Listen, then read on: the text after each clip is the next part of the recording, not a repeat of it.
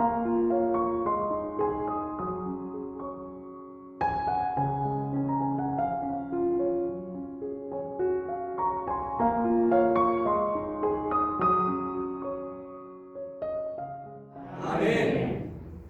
할렐루야. 오늘도 하나님이 우리에게 크신 은혜 주실 줄로 믿습니다. 예배를 통해서 하나님 주시는 평강이 여러분 모든 삶에 흘러가기를 축복합니다. 우리나라 노래 중에 갑돌이와 갑순이라고 하는 노래가 있죠. 다 아시죠? 이게 어떻게 시작돼요? 갑돌이와 갑순이는 한 마을에 살았더래. 네, 한 마을에 살았어요. 이 사람들이 한 마을에 살았는데 그 가사 뒤에 보니까 이 둘이가 사랑을 했더래요. 사랑을 했는데 결과적으로 끝에 가니까 사랑을 해서 결혼을 해서 행복하게 살면 좋겠는데 결론은 그렇지가 않아요. 아주 비통한 그런 마지막을 우리가 보지 않습니까? 그런데 중요한 것은 왜 이들이 사랑을 했지만 결혼을 해서 행복하게 알콩달콩 살지 못했냐라고 하는 거죠. 가사의 내용을 쭉 보면은 그렇게 얘기해요. 둘이는 사랑을 했어요. 그러나 둘이는 마음뿐이래요. 겉으로는 그 다음 뭐예요? 그 다음 뭐예요? 안 그런 척했더래요. 아멘까지 하고 그러세요. 그래가지고 그러다가 안 그런 척하다가 갑순이가 시집을 다른 녀석에게 가버렸어요. 갑순이가 시집을 다른 녀석에게 갔는데 갑순이가 시집 가서 첫날 밤에 한없이 울은 거죠. 왜 울어요? 시집을 가서 갑돌이가 아닌 다른 남자와 같이 있긴 하는데 갑순이 마음은 어디 있어요? 갑돌이 뿐인 거예요. 몸은 여기 와 있는데 마음은 갑돌이 뿐인 거예요. 그래가지고 한없이 첫날 밤을 울게 되네요. 그래서 그 얘기하잖아요. 갑순이 마음도 갑돌이 뿐이래. 겉으로는 어떻게 해요? 그 다음 뭐예요? 그렇죠. 끝까지 끝에 그래요. 그랬더니 이제 갑돌이가 어떻게 해요? 갑순이가 시집 갔잖아요. 갑돌이가 화가 났어. 갑돌이도 장가를 갔어요. 장가를 갔는데 장가 간 첫날 밤 갑돌이를 어떻게 했어요? 달 보고 울었대. 지가 개도 아니고 늑대도 아닌데 왜 달 보고 밤에 우냐고. 달 보고 우는데 그 이유가 뭐냐면 역시 마찬가지로 갑돌이도 마음은 갑순이뿐인 거예요. 그러면서 뭐예요? 또 하더니 고가지 끝에. 이게 갑돌이 갑순이 노래잖아요. 제가 무슨 말씀을 드리려고 하냐면 이들이 사랑을 했지만 결혼을 하지 못하고 결국 이 비극적인 결말을 맞게 된 이유는 뭐냐? 사랑을 했는데 표현을 못합니다. 표현을. 간절히 말하기는 여러분 오늘 말씀을 통해서 우리가 받은 그 하나님의 사랑, 예수 그리스도의 사랑, 그 사랑을 여러분 옆에 있는 아내에게, 남편에게, 또 자녀에게, 이웃에게, 지인들에게 표현할 수 있는 우리가 되어지길 축복합니다. 그러면 이 세상 참 아름답고 행복하지 않겠어요? 여러분 잘 아시다시피 오늘 말씀은 그 유명한 사랑장이라 그러죠. 고린도전서 13장, 이 사랑장이요. 시편 23편 여호와는 나의 목자시니 내가 부족함이 없다. 이거 다 아시잖아요. 이 시편 23편하고 견줄 수 있는 아주 강력한 그런 장이 이 고린도전서 13장 사랑장이거든요. 아주 중요한 장이죠. 그런데 여기 보시면은요, 뭐 사랑은 언제나 오래 참고 사랑은 언제나 온유하며 사랑은 시기하지 않으며 자랑도 그만하겠습니다. 목이 갈라져요. 그런 찬양 알잖아요. 그렇게 이 사랑을 노래하는데요. 사도 바울이 여기서 사랑의 속성을 15가지를 얘기해요.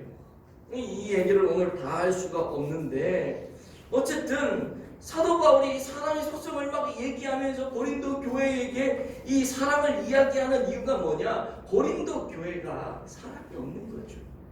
사랑이 없으니까 그 사랑을 얘기하면서 야, 하나님의 교회는 너희 신앙 공동체는 이런 사랑이 있어야 되는데 너희들 은사만 강조하고 너희들 잘난 것만 이야기하고 그 안에 사랑이 없으니 이게 어찌 하나님의 공동체겠니? 라고 얘기하면서 사랑을 이야기하는 것이죠. 사랑이 없기 때문에. 그래서 오늘 우리가 고린도전서 13장을 이제 오늘과 다음 주에 2주간에 걸쳐서 제가 말씀을 증거할 건데요. 이 말씀을 듣는 동안 무슨 생각을 하셔야 되냐면 이 사랑이라고 하는 이 얘기는 교회 공동체에게 주신 것이다. 나 개인에게 주시기도 했지만 사실은 이것은 공동체에게 준 사랑이다. 이걸 꼭 마음에 염두를 두시고 말씀을 보시면 좋을 것 같아요. 그러니까 공동체적인 관점에서 이 사랑을 우리가 느낄 수 있어야 된다는 것이죠. 만약에 우리가 이걸 공동체적인 관점에서 사랑을 이해하지 못한다면 여러 가지 문제들이 생길 수가 있기 때문에 그런 거예요. 뭐냐면 예를 들어서 한 가정의 가장이 알코올 중독자라고 생각을 해보세요. 알코올 중독이 되어가지고 뭐 집에만 들어오면 다 알코올 중독돼서 취해가지고 아이들을 구타하고 폭행을 하고 아내를 막 이런 모습. 그러면 이런 상황에서 사랑은 언제나 오래 참고 그 맨날 맞고 애들 맨날 두들겨 패는데 그냥 그거 보면서 그냥 참아야 되느냐 고민되시죠? 사랑은 언제나 오래 참는 거라며 고민되시죠? 이거는 여러분 그렇기 때문에는 안 되는 거예요. 뭐냐 하면 사랑이라고 하는 것, 여기에서 지금 말하는 것은 공동체, 가족 공동체. 이 가족 공동체를 세우는 데 필요한 게 사랑이거든요. 근데 그거 사랑한다고 내가 사랑하라 그런다고 내 가족 공동체를 깨면서 그렇게 되면 어떻게 돼요? 아이들에게 또 자기에게 아내에게 상처만 남고 육체적인 몸의 상처도 남을 수가 있고 그보다 더 심각한 마음의 상처가 남을 수가 있고 가정이 깨지고 찢어지고 쪼개지고 여러분 그거는 공동체를 세울 수 없는 거잖아요. 그래서 내가 사랑한다라고 하면서 그걸 그냥 오래 참는다고 하면서 가만히 있어가지고 공동체를 깨버리면 그거는 성경이 말하는 사랑이 아닌 거예요. 그래서 공동체적인 관점에서 우리가 봐야 된다는 거죠. 정말로 내가 이 술 먹는 그 알코올 중독이 된 이 가장을 사랑한다면 어떻게 해야 돼요? 그 사람을 치료하는 거예요. 그게 그 사람을 사랑하는 거예요.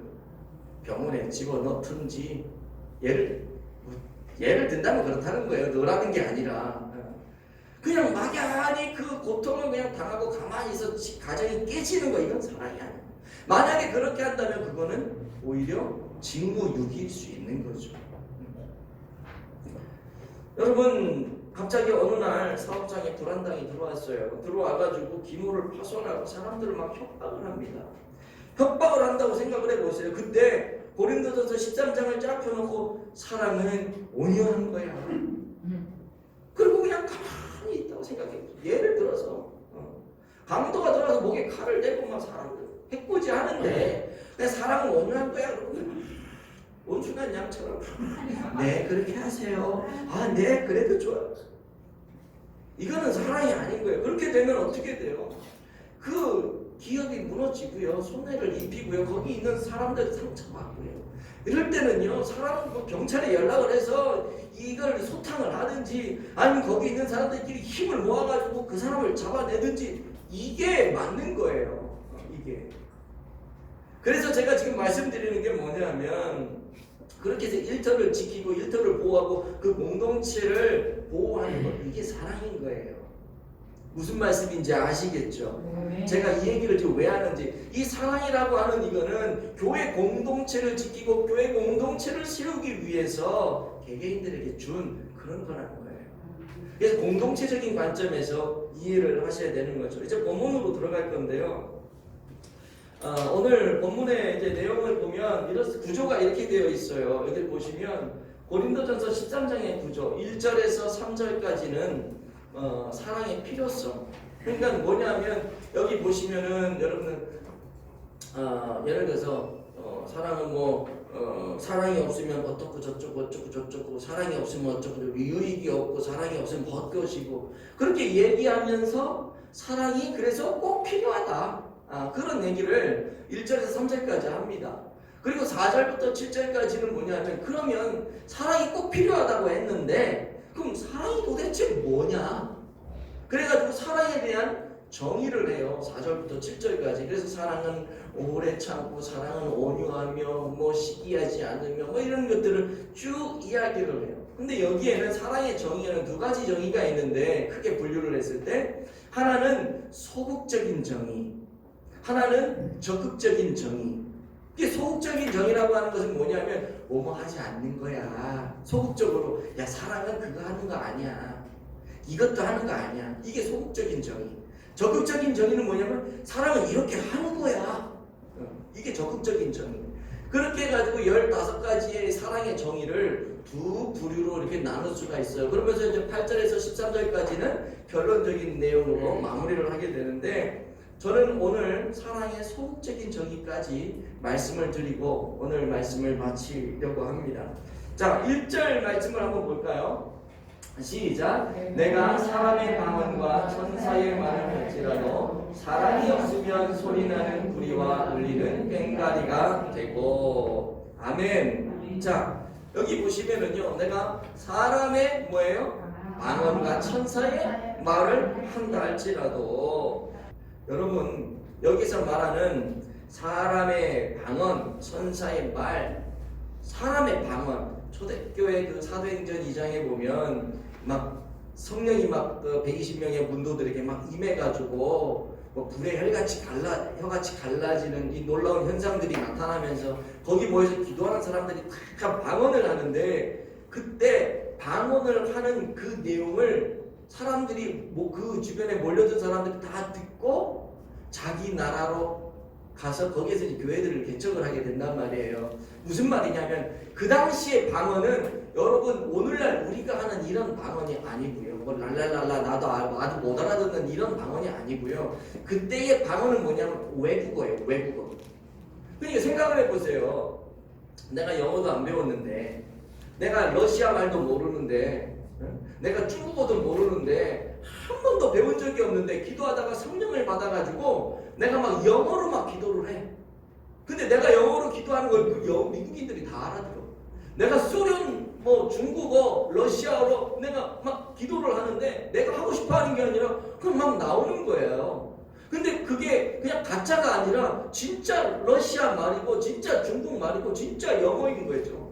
그래가지고 사람들이 그 말을 다 알아듣고 자기 나라로 가서 놀라운 교회를 세우고 했다는 거죠. 여러분 이거 초인적인 능력 아니에요? 내가 영어 학원에 가가지고 1년이고 2년이고 영어 회화를 열심히 해가지고 영어를 한다면 이거는 초능력이 아니야. 근데 한 번도 내가 영어를 경험해보지 못했는데 기도하다가 성령 받고 내가 영어를 했다. 그래서 대화가 됐다. 이거는 초능력이죠. 초능력. 내가 이런 초능력적인 능력을 행한다 할지라도 그리고 천사의 말 하늘나라의 그 신비로운 언어를 내가 막 해가지고 하나님과 교통하고 소통을 하는 능력이 있어도 뭐예요? 사랑이 없으면 어떻게 돼요? 울리는 꽹과리가. 사랑이 필요하다는 거예요. 사랑이 없이는 니들이 아무리 그런 능력을 행하고 놀라운 기적적인 역사를 행한다 할지라도 그거는 울리는 꽹과리에 지난다. 이게 울리는 꽹과리, 울리는 소리나는 구리와 울리는 꽹과리. 여러분 소리나는 구리, 울리는 꽹과리. 이 소리나는 구리가 뭐냐면요, 영어로 이제 브라스라고 하는 브라스. 여러분 브라스 밴드라고 들어봤죠? 금관 이렇게 빵빵 하는 거. 브라스. 이게 구리가 그거예요. 그러니까 울리는 꽹과리 이거는 막 타악기, 금관 막 이렇게 쇠붙이를 막 치는 타악기 있잖아요. 오케스트라나 이 드럼 같은 데서도 막 쨍 하고 막 이런 거 있잖아요. 그런 거. 여러분 그게 그 리듬을 맞춰서 한 번씩 쨍쨍 해주면 괜찮은데 뭐 시도 때도 없이 쨍쨍쨍쨍쨍 하면은 이게 뭐 이게 소음이잖아요. 소음. 그렇다는 거예요. 이게 언제 쓰이냐면 이방 신전에서 이방인들이 제사를 자기 신들에게 제사를 지낼 때 그런 악기를 막 두들겨 가면서 막 자기 몸을 확대해 가면서 내 소원 들어달라고 막 난리를 치는 거죠. 근데 그 소원 들어주는 신이 누구예요? 하나님이 아니라 그 신도 쇠붙이야. 그 신도 돌이야. 아무런 의미가 없는 거예요. 지금 허튼 일 하고 있는 거거든요. 지금 그 말이라는 거예요. 너희들이 엄청난 능력이 있고 너희 고린도 교회 성도들 방언도 하고 뭐 뭣도 있고 능력이 있고 굉장한 것 같은데 사랑이 없다는 거예요. 사랑이 있어야지만 그게 제대로 된 의미가 있는데 너희들이 지금 행하는 그거는 사랑이 없기 때문에 이방 신전에서 제사를 드리는 그 사람들이 막 북치고 장구치고 쨍쨍쨍쨍 하는 그 소리, 그 잡음, 시끄러운 이거나 별 다를 게 없다는 거죠. 그래서 사랑이 필요하다는 거예요. 2절을 볼게요. 2절 시작. 내가 예언하는 능력이 있어 모든 비밀과 모든 지식을 알고 또 산을 옮길 만한 모든 믿음이 있을지라도 사랑이 없으면 내가 아무것도 아니뇨. 마찬가지죠. 1절에서도 방언이라고 하는 은사를 예를 들어서 얘기했죠. 방언 대단한 거잖아요. 이거 초능력적인 일이거든요. 2절에 나와 있는 은사는 또 얼마나 대단해요. 예언이 뭐예요? 제가 예언에 대해서 한번 말씀드린 적이 있죠. 하나님의 말씀을 잘 해석해서 그 뜻을 잘 전달하는 거. 이게 예언이라고 그랬어요. 점치는 게 예언이 아니고요. 근데 만약에 나 바울이 내가 이런 예언하는 능력이 있어가지고 잘 하나님의 말씀을 보기만 하면 하나님의 뜻이 깨달아지고 그 통찰력을 가지고 하나님의 그 신비한 그 어떤 경륜의 그 비밀한 것들, 섭리의 비밀한 것들, 내가 인간의 몸을 입고 있지만 내가 하나님의 그 세계를 내가 꿰뚫는 굉장한 통찰력이 있다 할지라도, 그래서 하나님이 어떤 마음 가지고 어떤 계획을 가지고 다 끌어가실지 내가 안다 할지라도, 그런 능력이 내게 있다 할지라도 사랑이 없으면 뭐예요? 아무것도 아니래요. 아무것도 아니라고 하는 것은 이제 먼지에 불과하다는 거예요. 내가, 여러분, 먼지가 뭐예요? 툭툭 털어버리면 없어지는 거잖아요. 아무것도 아니에요. 툭툭 털어버리면. 내가 산을 옮길 만한 믿음이 있다. 예를 들어 이런 거죠.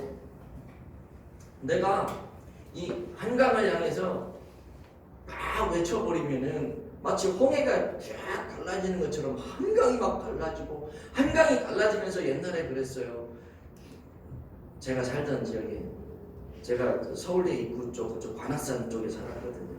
그때 우리 어린 아이들끼리 무슨 얘기를 하면, 야, 이제 말세가 되면 말이지, 이 관악산 천문대에서 남산 저기 서울타워 그리고 북한산 어디 해가지고 이 삼각형이 쫙 그려지는데 그 안에 한강이 쫙 갈라지면서 거기서 로봇 태권도가 나와서 지구를 구할 거야. 옛날에 어렸을 때 그런 얘기들을 이제 하면서 컸는데, 그런 기적 말고요. 내가 딱 명령하면 한강이 쫙 갈라지면서 거기에서 나를 수호할 수 있는 어떤 굉장한 어떤 기지가 나, 이런 게 아니라는 거야. 그런 걸 내가 한다 할지라도, 내가 남산을 향해서 야 남산아 무너져라 그러면은 여리고성이 확 무너져 내리는 것처럼 남산이 확 무너져 내리는 그런 능력이 내가 혹시 있다 할지라도 사랑이 없으면 아무것도 아니라는 거예요. 그냥 너희들 지금 고린도 교회 성도들 굉장한 능력이 있다고 지금 의시되고 뻐기고 있는데 사랑이 없다는 거예요. 너희들 안에 사랑이 필요하다는 거예요. 3절 볼까요? 계속해서 같은 얘기를 해요. 시작. 내가 내게 있는 모든 것으로 구제하고 또 내 몸을 불사르게 내어줄지라도 사랑이 없으면 내게 아무 의미 없느니라. 아멘. 자, 여기 보시면 모든 것으로 구제했는데요. 이 구제한다라고 하는 게 뭐냐면 그냥 누가 어렵다니까 막 그냥 뭐 돈 몇만 원 주고 뭐 반찬 좀 해서 갖다 주고 이 정도가 아닌 거예요. 이 구제한다라고 하는 거는 뭐냐면 숟가락을 정성껏 떠가지고 이 정성을 다해서 이 사람 입에 넣어줘서 정성을 다해서 진짜 섬기는 그런 자세를 얘기하는 거거든요. 그냥 돈 딱 몇 푼 던져주고 나 구제했어 이게 아닌 거예요. 그런 정성을 다해서 구제하는, 그러니까 뭐냐면 지금 고린도 교회 안에 이런 것들이 또 있었다는 거겠죠. 그런 구제의 모습, 그리고 산을 옮길 만한 어떤 믿음의 강력한 이런 모습, 방언하는 모습, 굉장한 은사들이 많이 있었다는 거죠. 그리고 내 몸을 불사라 내어줄지라도, 여러분 내 몸을 내가 하나님의 일을 하면서 하나님 때문에 내가 화형을 당해야 되는 이런 상황. 요즘도 선교사님들 보시면은 어떤 영상 보니까 선교사님이 그 미전도 종족 그쪽 들어가서 복음 전하다가 복음 전한다는 이유로 끌려다가 막 그냥 갖다 놓고 그냥 불을 질러버려서 그 선교사님 죽이는 그런 영상들도 떠돌아다니더라고요. 그런 일이 뭐 있을 수도 있는 거잖아요. 근데 억지로 내가 잡히는 게 아니라 내가 주님 영광을 위해서 니들이 내 몫을 원한다면 그래 나 죽여라, 나 불 살아라, 그리고 그냥 불구덩이에 내가 스스로 들어가는 그런 굉장한 그런 역사와 믿음이 있을 수 있을까요? 없을까요? 근데 있을 수도 있어요. 근데 그렇게 한다 할지라도 그게 사랑이 없으면 안 된다. 사실 여러분 섬김 잘 하시는 분들이 있잖아요. 그리고 그죠? 근데 그 섬김 사랑 없이 할 수 있을까요? 없을까요? 있어요. 내가 내 목숨을 걸고 불구덩이에 들어가고 내 목숨을 죽는 게 내어놓는 거 쉽지 않지만 사랑 없이도 할 수 있어요. 왜? 내 공명심. 이 공명심에 이 도취되어 있는 사람은요, 사랑 없이도 할 수 있어요. 그럼 내가 섬기는 거 사랑 없이도 얼마든지 정성껏 할 수 있어요. 왜? 그거 함으로 내가 자아 성취를 느끼거든. 내 기쁘기 때문에. 그래서 내가 섬기면 그냥 내가 기쁘. 사랑 없이도 내가 섬기면 내가 기쁘기 때문에 할 수 있어요. 공명심 때문에 내 목숨 하나 던질 수 있어요. 내가 지구를 구했다라고 하면 그거 공명심 하나 때문에 내 목숨 줄 수도 있어요. 그러나 중요한 건 뭐냐? 사랑이 없으면 그런 거 다 의미 없다는 거죠. 그래서 지금 고린도 교회 안에 이런 어떤 능력이나 현상들이 있기 때문에 이런 것들 비유를 들어서 바울이 얘기하지 않는가 생각을 하는데, 어쨌든 그런 게 다 있어도 니들에게 정말 중요한 사랑이 없다. 그거 하면 뭐 하냐는 거예요. 그거 해가지고 너 혼자 올라가면 뭐 할 거냐 이거. 사랑은 공동체를 세우는 거다.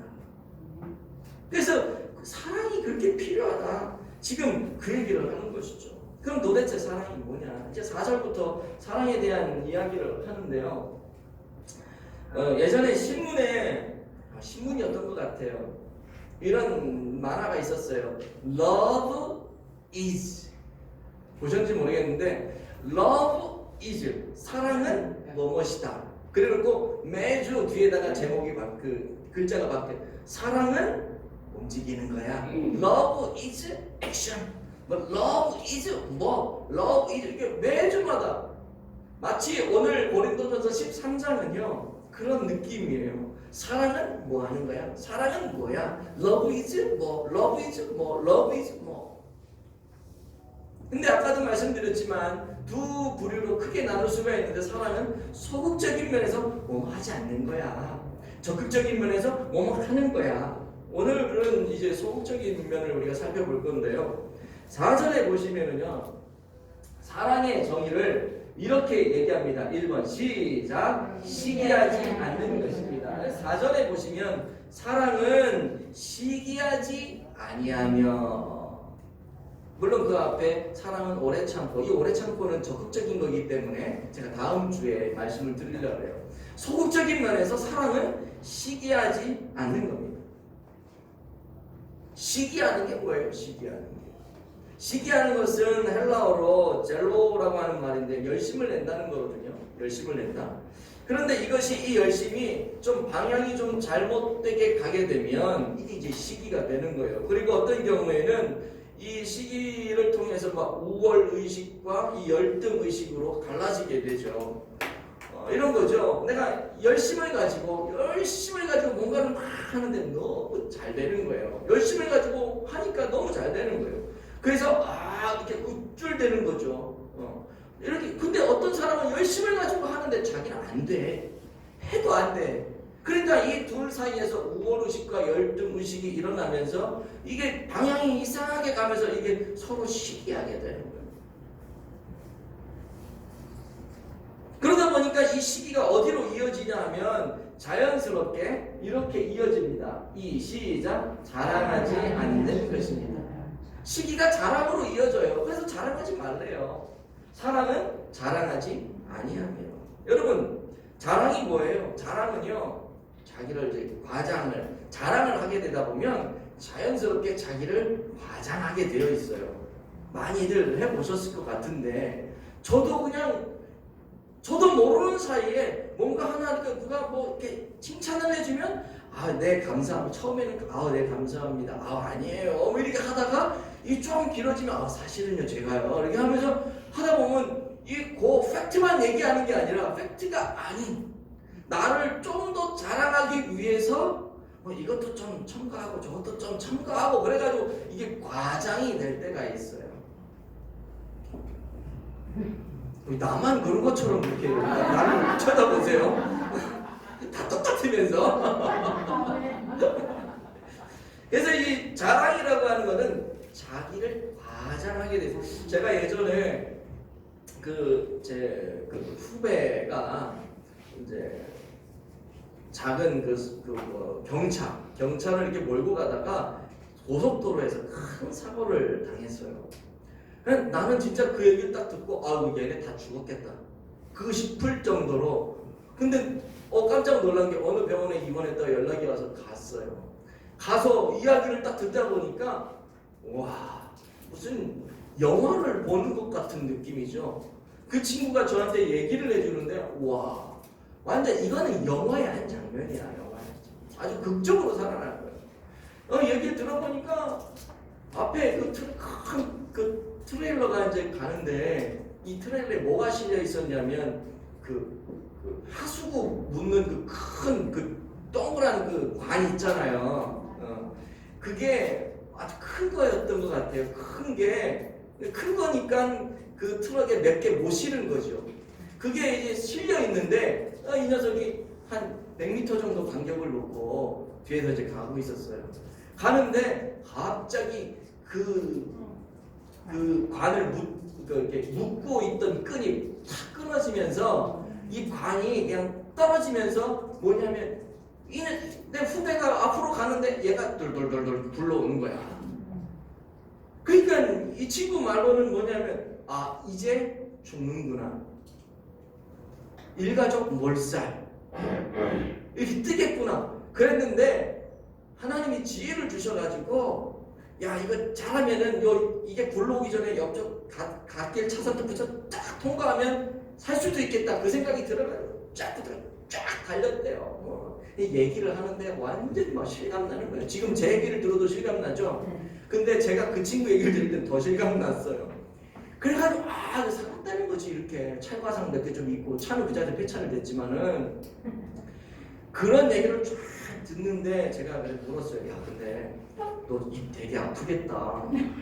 오는 사람한테 다 이렇게 얘기할 거 아니야? 제가 그랬거든요. 그랬더니 이 친구가 하는 거야. 형 사실은 나도 모르겠는데 얘기할 때마다 이게 막 신이 난대. 얘기할 때마다 신이 나서 얘기할 때마다 이게 자꾸 업그레이드가 된대 이야기가. 예를 들어서 그런 거죠. 이 굴러온 관이 예를 들어 직경 1m인데 얘기할 때마다 1.5m로 늘어나고 막 2m로 늘어나고 막 그러면서 처음에는 죽을 줄 알았어 그랬는데 나중에는 내가 오징어가 되는 줄 알았어 막 이렇게 막 표현이 자꾸 바뀌면서 업그레이드가 되는 이게 뭐야? 과장인 거예요. 하나님이 나를 건져주시고 나를 이 위기상에서 구해주신 거 너무 감사하고 내가 받은 은혜와 내가 받은 이 사랑 하나님이 나를 특별히 사랑한다는 이 감격 속에서 이 얘기를 하다 보니까 이게 보통 은혜가 아닌 거야. 내가 이렇게 하나님의 은혜를 받았다. 내가 이렇게 하나님의 사랑을 사랑을 받았다. 하나님이 나를 이렇게 예뻐한다. 이거를 막 이렇게 자랑을 하다 보니까 자꾸 과장이 되어가지고 나가는 거죠. 이해되세요? 네. 그게 자랑이고 자랑 안에는 자기 과장이 들어가게 됩니다. 근데 그런 자랑 하지 말라는 거예요. 그렇게 자랑하면 그런 상황 당하지 않은 사람은 위축되는 거예요. 공동체 안에서. 하나님 저 사람 나서 나는 뭐야? 공동체가 깨지는 거고. 그럼 또 자연스럽게 시기 질투가 또 생길 수가 있고. 그런 자랑하지 말라는 거예요. 그래서 이런 자랑의 단계를 지나면 세 번째 뭐냐면 시작 교만하지 않는 것입니다.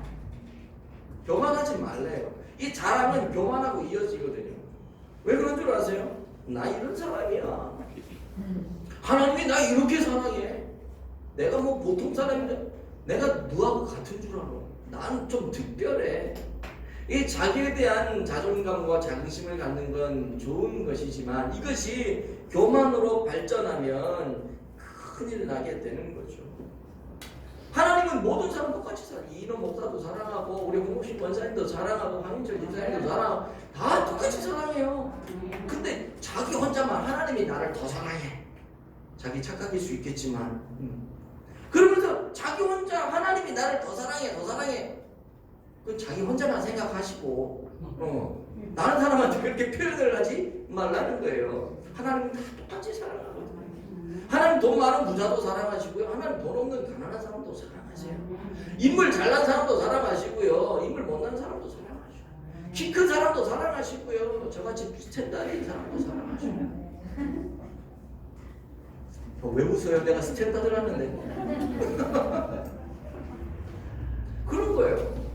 이게 자랑을 하다 보면 교만으로 가게 돼 있어요. 그러니까 공동체를 깨는 거죠. 사랑은 교만하지 말라는 거예요. 교만하게 되면 이게 또 자연스럽게 어떻게 이어지냐 하면 4번 시작 무례히 행하지 않는 것입니다. 사랑이 뭐냐 하면 무례히 행하지 않는 거예요. 근데 교만하게 되면 무례히 행한단 말이죠. 여러분 내가 자꾸 높아지고 내 위치가 높아지고 그러다 보면 나도 모르게 다른 사람에게 무례하게 대합니다. 나도 모르는 사이에 옛날에는 존댓말 하다가 나도 모르는 사이에 반말을 해버려요. 반말. 나도 모르는 사이에 그 사람이 받아야 될 영광을 내가 가로채버려요. 이 무례히 행한다라고 하는 이 말은 이 원어적인 뜻을 해석하면 이래요. 상대에게 돌아가야 될 존경과 예의를 무시하는 것. 이게 무례히 행하는 거예요. 저 사람이 존경을 받아야 되고 저 사람이 돌아가야 될 영광이 있는데 그거는 무시해버려요. 예를 들어서 이런 거죠. 어떤 분이 뭐 교회뿐만 아니라 어떤 단체에서든지 열심히 봉사를 했어요. 근데 많은 사람들이 아이고 선생님, 아이고 집사님, 권사님 너무 수고 많았어. 너무 예뻐. 예를 들어서 오늘 강정재님 꽃을 이렇게 예쁘게 해갖고 왔잖아요. 근데 다른 사람들 다 뭐예요? 너무 예뻐, 너무 예뻐 그러는데 유독 어떤 한 사람이 여기 있다는 게 아니라 예를 들어서 유독 어떤 한 사람이 저게 뭐가 예뻐? 저건 나도 하겠다. 라고 하면서 다른 사람이 다 집사님 너무 예뻐요, 너무 예뻐요 하고 인정을 해주고 존경을 해주고 칭찬을 하는데 그분에게 돌아갈 그 인정과 영광을 무시해버리는 거예요. 이쁘긴 뭐가 이뻐. 그 정도 배웠으면 해야지. 예를 든다면 이게 뭐냐면 무례히 여기는 거예요. 다른 사람들이 다 감사를 해. 저 사람 정말 일 잘했다 그랬는데 잘하긴 뭘 잘해. 내가 도와주지 않았으면 지가 그거 할 수 있겠어? 박사학위를 땄어. 그러면 공부 많이 했네. 와 인정해줘. 근데 그거 뭐 지가 한 거야. 다 돈으로 딴 거지. 요즘 박사가 돈 있으면 다 박사 따더만. 내가 돈 내주니까 지가 박사가 됐지. 뭐 이렇게 되는 거 있죠. 제가 너무 리얼하게 얘기하네. 그게 사실은요 우리 그 삶의 현상에서 일어날 수 있는 거예요. 그 사람이 받아야 될 영광인데 내가 싹 가로채. 목사들도 그런 경우들이 있어요. 뭐냐면 특별히 담임 목사가 그런 경우들이 많아. 어떤 경우냐면 이제 뭐 우리 교회야 뭐 목사가 저밖에 없으니까 문제가 안 되는데 부교육자들이 많은 이런 데는요. 이제 아이디어 회의를 하거나 교회에서 무슨 뭐 이렇게 하잖아요. 뭐 해서 좋은 아이템들이 나오고 막 그래. 근데 대부분 담임 목사 머릿속에 잘 안 나와. 막 이게 부목사들이나 이제 성도들 머릿속에서 이게 좋은 아이디어들이 많이 나올 때가 있거든요. 그러면 그걸 가지고 뭐라 그러냐면 담임 목사가 그게 지 생각이라고 공부하는 거. 내가 생각하다가 기도하다가 내가 하나님이 이런 은혜를 주시고 이런 은혜 왔는데 하면서 자기가 한 것처럼 이 사람이 한 걸 내가 한 것처럼 이 사람을 무시해버리는 거예요. 이게 무례한 거예요. 이거. 부교육자들이 했는데 담임 목사가 한 것처럼 이렇게 하면 되죠. 예를 들어서 어느 교육자가 이런 안건을 주셔서 우리 교육자 회의를 통해서 장로님들 당회를 통해서 우리 교회가 이렇게 하게 됐습니다. 그럼 얼마나 좋아. 근데 부교육자가 한 번 얘기 안 하고 하다가 하나님 은혜 주셔서 이런 좋은 안건이 올라 이렇게 해버리면 이게 무례한 거거든 사실. 얄밉지. 사회적으로도 얼마나 얄미워요. 여러분 그 정보 뺏어간 거잖아. 회사에서도. 이게 무례한 거야 이게 사실은. 근데 교회 안에서도 그런 건 안 된다는 거죠. 근데 교만하다 보면은요 그 영광을 이 사람 영광 받는 거 못 봐. 눈꼴 시려서. 그래서 그 내가 갖고 올라다 보니까 무례하게 돼. 그런 거 하지 말라는 거예요. 그 다음에 이렇게 무례하게 되면 어떻게 되느냐? 5번째 시작. 자기의 유익을 구하지 않는 것입니다. 사랑이 뭐냐면 자기 유익을 구하지 않는 거예요. 근데 무례하게 되다 보면 자기 유익을 구하게 돼. 지금 제가 좀 전에 말씀드린 게 다 자기 유익을 위해서 무리한 행동을 하는 거잖아요. 이게 뭐 이거 다음에 이거 다음에 이게 아니라 다 맞물려져 있는 거예요, 사실은. 자기 유익을 이게 뭐냐면은 우리가 읽을 때 자기 유익을 구한다니까 돈에 관한 부분, 경제적인 부분만 이제 생각을 할 수가 있는데 그렇지 않습니다. 이 자기 유익이라고 하는 말은 하에 아우테스라고 하는 게 헬라 말인데요. 이거는 자기의 것이라는 뜻입니다. 그러니까 무슨 말이냐면 이 무례한 사람은 남을 인정하지 않는 사람은 늘 내 것만 생각하는 거예요. 내 것만. 집요하게 내 것만 구하는 거예요. 내 유익, 자기의 것만 집요하게 구해요. 아주 집요하게 구해요. 그래서 이런 경우 있죠. 내가 너무 기뻐. 내가 너무 기뻐. 근데 이 사람은 너무 지금 슬퍼. 그럼에도 불구하고 너 슬픈 건 관계없고 내가 기쁘니까 야 나와서 즐기자는 거지. 왜 그러고 있냐는 거야. 나 기쁜데. 그러니까 나와. 해가지고 이 사람의 기분은 전혀 상관하지 않고 내 기분을 또 반대로 지금 너무나도 기쁘고 즐거운데 내가 기분이 좀 꿀꿀하고 안 좋아. 너무 슬퍼. 그래가지고 기분 좋은데 가가지고 다 그 분위기만 망치는 자기 중심적으로 내 것만 챙기는 이게 뭐냐면 자기 유익을 구하는 거예요. 내 기분을 위해서라면 나를 위해서라면 모든 사람을 다 희생시키는 거지. 이게 나의 유익을 아주 이기적이고 독단적인 그런 사람 아니겠어요? 그런 거 하지 말라는 거예요. 그런 다음에 이어지는 게 뭐냐? 시작. 성내지 않는 것입니다. 자기 유익을 구하다가요 안 되면 어떻게 해요? 열받지. 내 뜻대로 안 되니까 성이 나는 거야. 성이 나는데 여러분 여기서 성을 낸다라고 하는 정도는 그냥 내가 화가 나가지고 그러지 마. 그만하라니까 이 정도가 아닌 거예요. 일반적으로 우리가 내는 이런 화, 이런 성 이게 아닌 거예요. 여기서 성을 낸다라고 하는 건 뭐냐면 파로시노라고 하는 말인데요. 일반적인 삶의 환경에서 내는 이 화가 아니라 우리 발작한다 그러죠. 발작 그 앞에 뭐가 하나 더 붙기도 하는데 막 난리를 치는 거지. 발끈은 점잖은 말이고 어쨌든 간에 내가 그런 표현을 못하겠지만은 어쨌든 그렇죠. 좀 비슷했어요. 그래서 발작을 한다 하는데 난리도 아닌 거죠. 제가 어저께 이제 그 운동을 하러 저녁 때 그저께인가 어머니가 저 배수지 이렇게 가는데요. 그 신부모 그쪽 로타리 거기에서 화나잖아요. 밤이지만. 아이고 진짜 그거는 발작이에요. 우리 어떤 남자가 막 핸드폰 대놓고 뭐 자기 여자친구지 뭔지 모르는데 막 욕을 막 별에 6두문자를 다 써가면서 막 난리를 치고 고함을 치는데 지나가는 사람들이 다 쳐다보면서 다 이러고 있는 거예요. 그러면 한 손씩 하더라고. 그게 발작하는 거예요. 막 난리를 치는 거예요. 막 그래가지고 자기 언어로 자기 뭐 이거 행동으로 이걸 무기 삼는 거지. 그래서 상대방은 어떻게 하냐면 상대방의 자존심을 완전히 망가뜨리고 아주 그 폭격기가 뭐 폭탄을 떨어뜨린 것처럼 그 사람의 완전히 마음과 심리 상태를 완전히 폭탄 맞게 만들어버린 그게 뭐냐면요 이 분노, 화, 성을 내는 거. 그냥 일반적으로 하지마 이 정도가 아니라는 거예요. 그래서 이거를 한번 맞고 나면 엄청나게 힘들어지죠. 그런 거 하지 말라는 거예요. 그런 거. 내 마음에 안 들어도 그렇게 하지 말라는 거예요. 그게 소극적인 사랑이라고 하는 것이죠.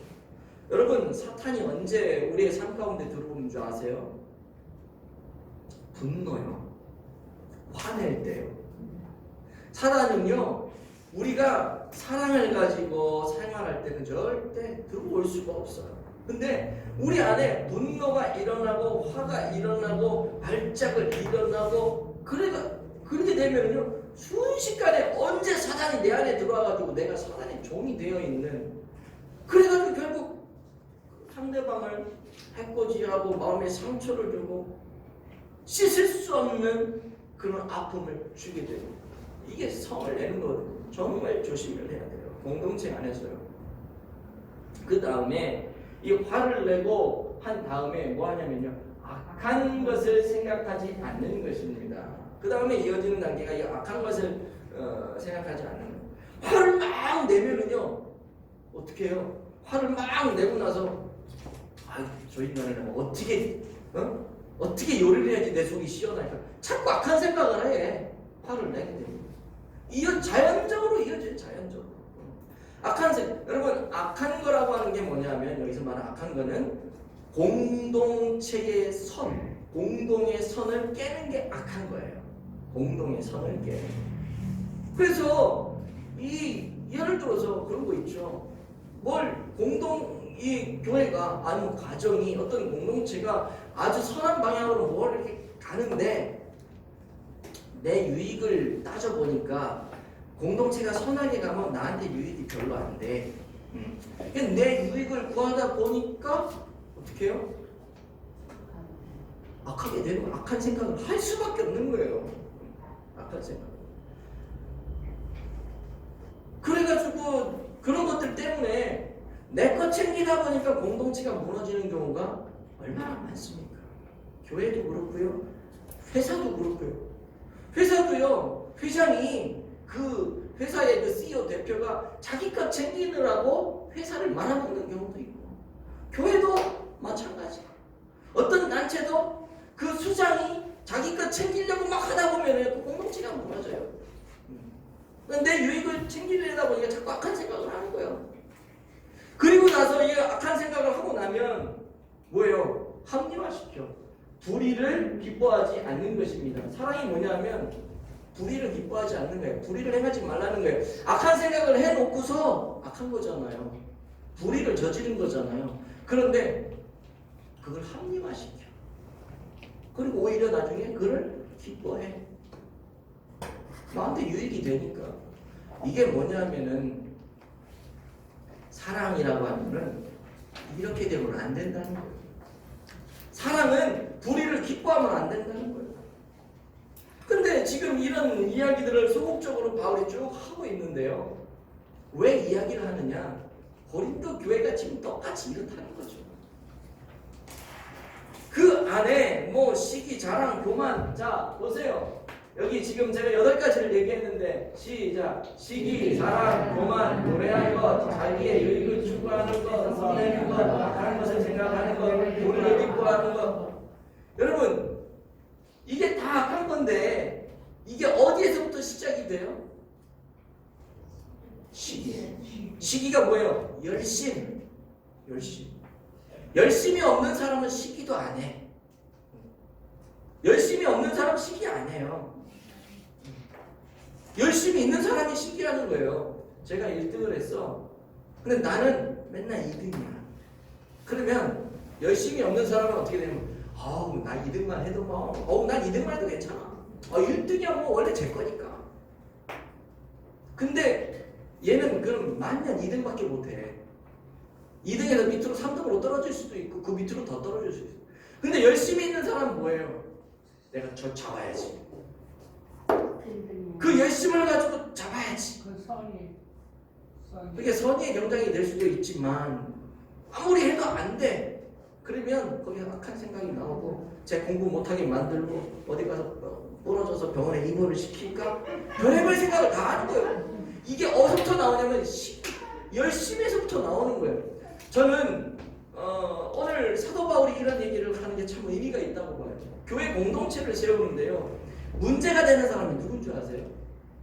열심히 있는 사람이에요. 열심히 없는 사람은요. 교회 공동체에 문제가 하나도 안 돼요. 이래도 좋고 저래도 좋고 정계적으로 그렇고. 근데 열심히 있는 사람은요. 저거 아닌데. 아닐 수 있죠 물론. 그러나 그런 방향들을 잘 잡아나가야 돼요.